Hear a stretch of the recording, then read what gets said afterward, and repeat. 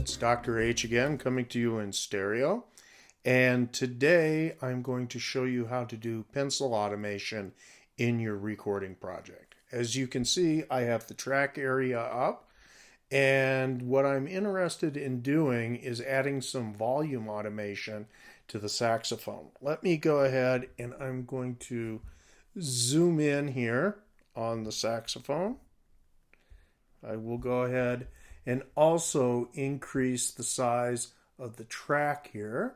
You can see all the tracks are on their small size, but if I click on this triangle right here, go to track height, I can change its size from small to large. And now we have a much larger track size. And I'm going to go ahead and I'm going to zoom in and increase the size of my waveform there. And you can see now that this area right here in the track, that's actually before the saxophone player begins to play. And particularly this area here is, it turns out, while he was waiting to play, he was clacking on the keys of his saxophone. And it sounds very much, if you listen to it, like a very out of time shaker. So we want to get rid of that. Now, in order to see your volume automation lane, you've got a couple of different choices. Notice here, this area, it says waveform.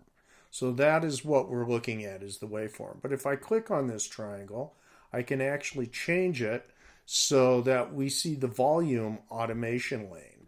I could then go and we see the mute automation lane, the pan automation lane, or I can go into our aux send and look at the different levels there. I can automate any one of those things. Well, I'm going to take it back to our waveform, and I'm going to show you another option you have for doing volume automation.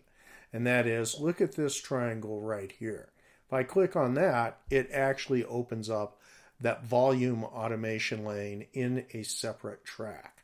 I could add more, and you can see there I have the mute, there I have the pan, or I could close them back up again. What I want to do is basically bring the volume fader down and only have it come up when the saxophone player begins to play. So if I go up here to my tools at the top of my bar here and click on the pencil tool, I can go in and click on a point, and it creates a point here. There's another option that I have too, and that is, if I go back to my multi-tool up there, if I, on a Mac, command click on that automation lane, it will create a point as well. I believe that would be control click on a PC. So now what I can do, when I can just grab that and drag that down, there we go.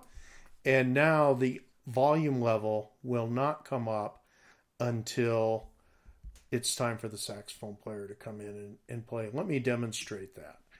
And over here, there's our saxophone. You can see that the volume slider is down. I'm going to hit play and watch here, and it will automatically raise up to the level at the appropriate time. And there it did it. Now, I'm going to go ahead and switch back to my track window. If I wanted to, I can zoom out, and I can go ahead and automate my volume at the end as well. And bring it down, grab it, drag it down so that it fades out at the end.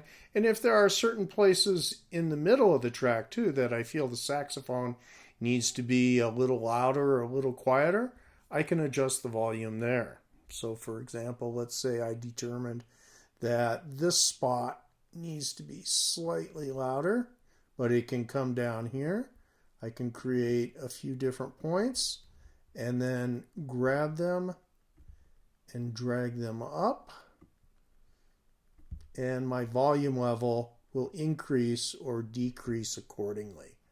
So maybe what I wanted to do is here decrease the volume at that point. I can grab it, drag it down, And so you can do what's called writing the faders automatically. Now, if I wanted to, I could also go in here, say choose pan, and I could at certain points pan the saxophone back and forth in the mix if I wanted to. Right? Do it again here. And it will automatically pan the saxophone in the mix back and forth. Of course, if I don't want to do it, all I have to do is hit Command Z, and we get rid of all those little changes that we made. But this is a very useful tool and one that I really recommend you use in your mix.